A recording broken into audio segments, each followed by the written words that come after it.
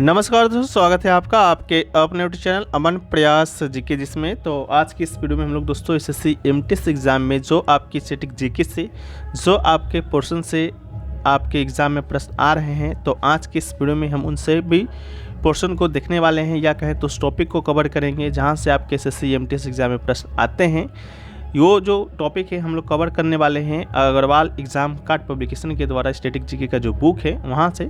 इस बुक को आप लोग भी परचेस कर सकते हैं, लिंक डिस्क्रिप्शन में दिया गया है, कमेंट सेक्शन में पिन किया हुआ रहेगा। ये बुक बहुत ही बेहतरीन है, हमने भी कुछ चीज़ें हैं जो कि इसमें देखा है, पढ़ा है।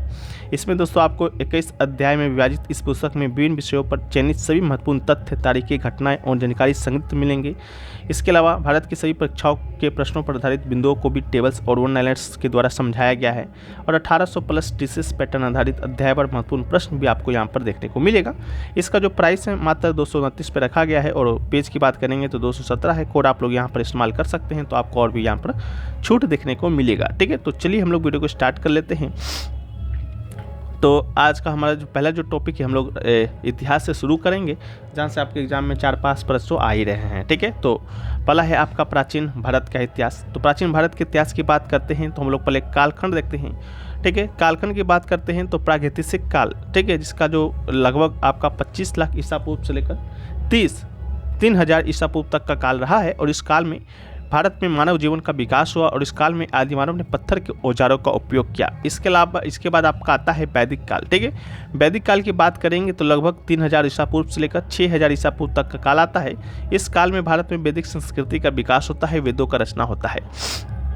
फिर ये आपका मौर्य काल, लगभग 322 ईसा पूर्व से लेकर 185 ईसा पूर्व तक। इस काल में भारत में मौर्य साम्राज्य का उदय हुआ, और इस वंश के चंद्रगुप्त मौर्य, अशोक और मौर्य जैसे महान शासक हुए। ठीक है, तो मौर्य साम्राज्य से भी आपके एग्जाम में प्रश्न देखने को मिल रहे हैं। तो मौर्य वंश को भी हम लोग यहाँ पर थोड़ा सा डिटेल पूर्वक देख लेते हैं। मौर्य वंश जिसकी स्थापना आपका चंद्रगुप्त मौर्य ने किया था। ठीक है, तो किसके स्थान पर किया था? नंद साम्राज्य का था, नंद वंश था, उसके स्थान पर। नंद वंश का अंतिम राजा था धनानंद। ठीक है, तो उसकी हत्या कर या कहते उससे लड़ाई कर है जो कि इसका स्थापना करता है। अशोक जो है इसी काल का आपका महान शासक होता है, और इसे ही देवनाप्रिय के नाम से भी हम लोग जानते हैं। ठीक है, इसके बाद आपका आता है गुप्त काल, लगभग 320 ईस्वी से लेकर 647 ईस्वी तक। और इस काल में भारत में गुप्त समाज का उदय होता है। इस काल में भारत में कला, साहित्य, विज्ञान आदि के क्षेत्र में भी उन्नति होता है। फिर आपका हर्षवर्धन काल, लगभग 606 से लेकर आपका 647 ईस्वी तक का। और इस काल में भारत में वर्धन वंश, हर्षवर्धन का शासन रहा, और भारत में एकता कायम रही। इसके बाद आपका आता है पल्लव काल, 350 ईसा पूर्व से लेकर 900 ईस्वी तक। ठीक है, 350 ईस्वी से लेकर 900 ईस्वी तक। और इस काल में भारत में पल्लव वंश का शासन रहा, और दक्षिण भारत में कला, साहित्य आदि के क्षेत्र में उन्नति हुआ। फिर आपका आता है चालुक्य काल, लगभग 543 ईस्वी से लेकर 753 ईस्वी तक। और इस काल में भारत में चालुक्य वंश का शासन रहा, और अखिल दक्षिण भारत में एक शक्तिशाली साम्राज्य का उदय हुआ। फिर आपका आता है राष्ट्रकूट काल, लगभग 753 ईस्वी से लेकर 973 ईस्वी तक का। और इस काल में भारत में राष्ट्रकूट वंश का शासन रहा, दक्षिण भारत में एक शक्तिशाली साम्राज्य का अस्तित्व में आया। ठीक है, राष्ट्रकूट वंश का स्थापना दंती दुर्ग के द्वारा किया जाता है, इस बात को भी याद रखिएगा। इसके अलावा जो है गुर्जर प्रतिहार काल है, जो कि 550 ईस्वी से लेकर 800 ईस्वी तक का आता है। और इस काल में भारत में गुर्जर प्रतिहार वंश का शासन रहा, और उत्तर भारत में एक शक्तिशाली साम्राज्य अस्तित्व में आया। फिर आपका आता है पाल काल, पाल वंश का स्थापना गोपाल के द्वारा किया जाता है। ठीक है, तो ये आपका 750 ईस्वी से 1174 ईस्वी तक रहता है। और इस काल भारत में पाल वंश का शासन रहा, और उत्तर पूर्वी भारत में एक शक्तिशाली साम्राज्य अस्तित्व में आया। फिर आपका आता है सोमवंशी काल, लगभग 770 ईस्वी से लेकर 1200 ईस्वी तक का।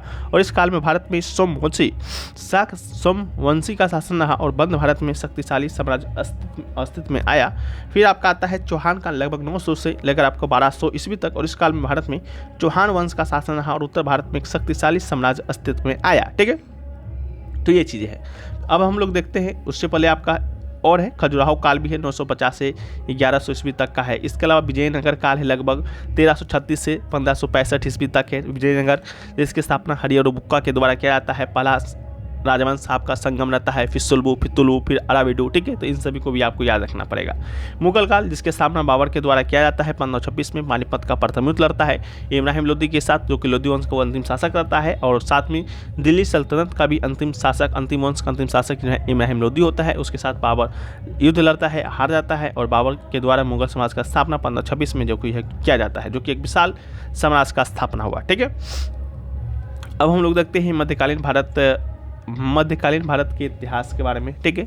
तो 1206 जो कि आपका मोहम्मद गोरी के द्वारा दिल्ली सल्तनत की स्थापना की जाती है। 1211 जो कि कुतुबुद्दीन ऐबक के द्वारा दिल्ली के कुतुब मीनार का निर्माण किया जाता है, ठीक है। हालांकि 1211 में इसका निर्माण पूरा होता है, कुतुबुद्दीन ऐबक तो 1210 में ही टपक जाता है, ठीक है। तो शुरुआत आपका यही किया था। 1236 जो कि इल्तुतमिश के द्वारा दिल्ली सल्तनत का विस्तार किया जाता है। 1296 अलाउद्दीन खिलजी के द्वारा दिल्ली की सत्ता पर काबिज करना, ठीक है। यानी कि 1296 में अलाउद्दीन आपका दिल्ली सल्तनत की गद्दी पर आता है। से 1290 में ही इसके जो चाचा थे जलालुद्दीन खिलजी के द्वारा खिलजी वंश का स्थापना कर दिया जाता है। 1298 जो है अलाउद्दीन खिलजी के द्वारा देवगिरी दौलताबाद पर विजय। 1303 जो क्या का अलाउद्दीन खिलजी के द्वारा चित्तौड़ पर विजय। 1316 की बात करेंगे तो मोहम्मद बिन तुगलक के द्वारा दिल्ली की सत्ता पर कब्जा। 1327 की बात करेंगे तो मोहम्मद बिन तुगलक के द्वारा दक्कन का विजय। 1336 की बात करेंगे तो फिरोज शाह तुगलक के द्वारा दिल्ली की सत्ता पर कब्जा। 1351 की बात करेंगे तो फिरोज शाह द्वारा तुगलकाबाद का निर्माण, ठीक है। 1398 में तैमूर लंग का दिल्ली पर आक्रमण होता है, याद रखिएगा।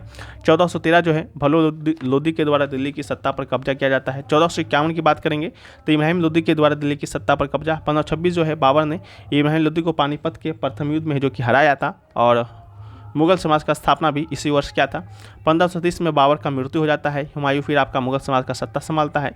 1556 में आपका अकबर सत्ता संभालता है। 1565 में अकबर की दक्षिण भारत के विजयनगर साम्राज्य पर विजय।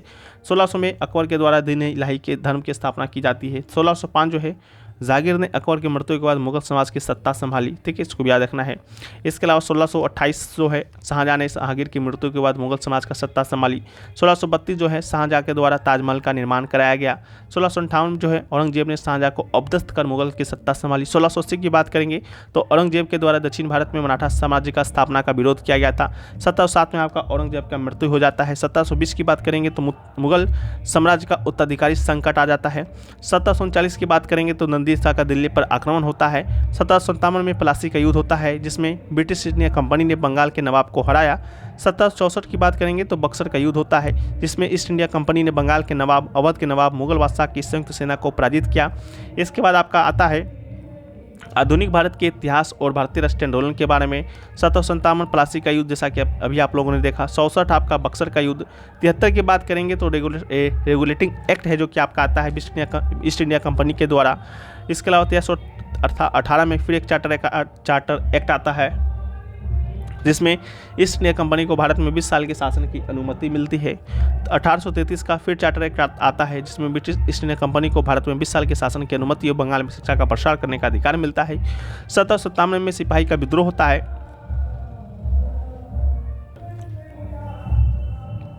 भारत में ब्रिटिश शासन के खिलाफ पहला बड़ा विद्रोह था। 1858 की बात करेंगे तो भारत सरकार अधिनियम पेश होता है, भारत में ब्रिटिश राज का स्थापना होता है। 1877 की बात करेंगे तो ब्रिटिश सम्राट ने भारत के सम्राट के रूप में पदभार ग्रहण किया। 1885 में भारतीय राष्ट्रीय कांग्रेस का स्थापना होता है। 1905 में बंगाल विभाजन होता है। 1906 की बात करेंगे तो मुस्लिम लीग की स्थापना होता है। इसके अलावा 1915 में महात्मा गांधी का भारत आगमन होता है। और कहाँ से आगमन होगा? दक्षिण अफ्रीका से होता है। 1893 में गए थे, 1915 में आए थे। 1919 की बात करेंगे तो रॉलेट एक्ट है, जो कि आता है। 1920 में आपका असहयोग आंदोलन होता है। इसके अलावा जो है 1922 में चौरा चौरी कांड होता है। असहयोग आंदोलन का अंत भी इसी समय होता है। और 1928 की बात करेंगे तो साइमन कमीशन आपका भारत आता है, भारत में आंदोलन का प्रसार होता है। इसके जो अलावा है वो है आपका 1930 के में नमक सत्याग्रह, जिसे दांडी मार्च के नाम से जानते हैं। 1932 की बात करेंगे तो पूना समझौता। 35 की बात करेंगे तो भारत सरकार अधिनियम आता है। 37 की बात करेंगे तो प्रांतीय स्वायत्तता है, जो कि आता है। और 1942 में भारत छोड़ो आंदोलन महात्मा गांधी जी के द्वारा शुरू किया जाता है। 1947 की बात करेंगे तो भारत का विभाजन होता है, भारत और पाकिस्तान की स्वतंत्रता मिलती है। इसके अलावा प्रमुख नारे की बात करेंगे तो प्रमुख नारों में आपका है इनकलाब जिंदाबाद, का नारा किसने दिया, तो ये आपके भगत सिंह ने दिया। दिल्ली चलो का नारा किसने दिया, तो सुभाष चंद्र बोस ने दिया। करो या मरो का नारा किसने दिया, तो महात्मा गांधी ने दिया। जय हिंद का नारा किसने दिया, तो सुभाष चंद्र बोस ने दिया। पूर्ण स्वराज का नारा किसने दिया, तो जवाहरलाल नेहरू ने दिया। हिंदी हिंदू हिंदुस्तान का नारा किसने दिया, तो भाई भारतेंदु हरिश्चंद्र ने दिया। वेदों की ओर लो चलो का नारा दयानंद सरस्वती ने दिया। कल ही पूछा गया था, दयानंद सरस्वती के द्वारा 1875 में आर्य समाज का स्थापना भी किया जाता है। आराम हराम है का नारा किसने दिया, तो जवाहरलाल नेहरू ने।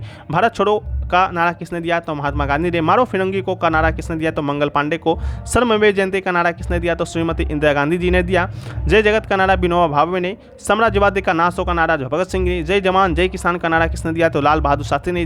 कर मत दो का नारा किसने दिया, तो सरदार वल्लभ भाई पटेल ने। संपूर्ण क्रांति का नारा दिया था जय प्रकाश नारायण ने। विश्व विजयी तिरंगा प्यारा का नारा जो दिया था वो दिया था आपका श्यामलाल गुप्ता जी ने। वंदे मातरम का नारा बंकिम चंद्र चटर्जी के द्वारा। हे राम का नारा महात्मा गांधी जी के द्वारा। जनगण मन अधिनायक जय हो का नारा रविन्द्रनाथ टैगोर के द्वारा। स्वराज हमारा जन्मसिद्ध अधिकार है का नारा दिया था बाल गंगाधर तिलक ने। इसके अलावा सरफरोशी की तमन्ना अब हमारे दिल में है का नारा दिया राम प्रसाद बिस्मिल ने। सारे जहां से अच्छा हिंदुस्तान हमारा का नारा दिया मोहम्मद इकबाल ने। तुम मुझे खून दो मैं तुम्हें आज़ादी दूंगा नारा दिया सुभाष चंद्र बोस ने। साइमन कमीशन वापस जाओ का नारा लाला लाजपत राय ने। देश की पूजा ही राम की पूजा है का नारा मदन लाल धिंगरा ने। देश बचाओ देश बनाओ का नारा पीवी नरसिम्हा ने। और who lives if India dies का नारा दिया जवाहरलाल नेहरू ने। दास्ते के हलवों से आज़ादी के सूखे जो है वो कहीं अच्छे है का नारा सुभाष चंद्र बोस जी ने। मेरे सिर पर लाठी का एक एक प्रहार अंग्रेजी सेना के ताबूत में की गई आखिरी किल साबित होगी का नारा दिया था लाला लाजपत राय जी ने। ठीक है, तो ये सारी चीज़ें हैं। तो आज की इस वीडियो में हम इतना ही चीज़ें को रहने देते हैं। बाकी और भी चीज़ें हम लोग नेक्स्ट वीडियो में डिस्कस करेंगे। जैसा कि दुर्गा पूजा का समय चल रहा है, बैकग्राउंड में आपको गाना वाना भी सुनाई दे रहा होगा, तो इससे अब आप कॉन्सेंट्रेशन नहीं बना पा रहे होंगे। तो जब आपका गाना बंद हो जाएगा उस समय हम और भी चीज़ों को डिस्कस करेंगे। और अगर आप इस बुक को परचेज करना चाहते हैं तो उसका भी लिंक डिस्क्रिप्शन में दिया गया है। स्टैटिक जीके का एक बेहतरीन बुक है ये बुक। आपको SSC GD Agniveer DSSS NDA SSC bank railway all exam state police SSC NPCS exam में बहुत ही सहायता है जो कि मिलने वाला है। ठीक है, लिंक डिस्क्रिप्शन में दिया रहेगा। प्राइस आपका 229 है। कूपन कोड को यूज़ कीजिएगा तो और भी आपको यहाँ पर देखने को मिलेगा। बाकी आप लोग यहाँ पर विषय सूची को भी देख सकते हैं किस प्रकार से आपके यहाँ पर जो है चीज़ें आपको यहाँ पर देखने को मिलेगा। इतिहास का मिलेगा, कला संस्कृति का मिलेगा, भूगोल का मिलेगा। इसके अलावा जो है राज्य व्यवस्था से यानी कि पॉलिटिक्स संबंधित प्रश्न मिलेंगे, अर्थव्यवस्था यानी कि इकोनॉमिक्स से, विज्ञान से मिलेगा। इसके अलावा विविध यानी कि मिसलेनियस से मिलेगा। ठीक है, तो ये सारी चीज़ें आपको इस पुस्तक में मिलने वाला है। तो आप लोग भी इस पुस्तक को परचेज करके पढ़ सकते हैं। बहुत ही बेहतरीन पुस्तक है। लिंक डिस्क्रिप्शन में दिया गया है। कॉमेंट सेक्शन में पिन किया हुआ रहेगा। मिलते हैं हम लोग नेक्स्ट वीडियो में। जब तक के लिए जय हिंद फ्रेंड्स, वंदे मातरम।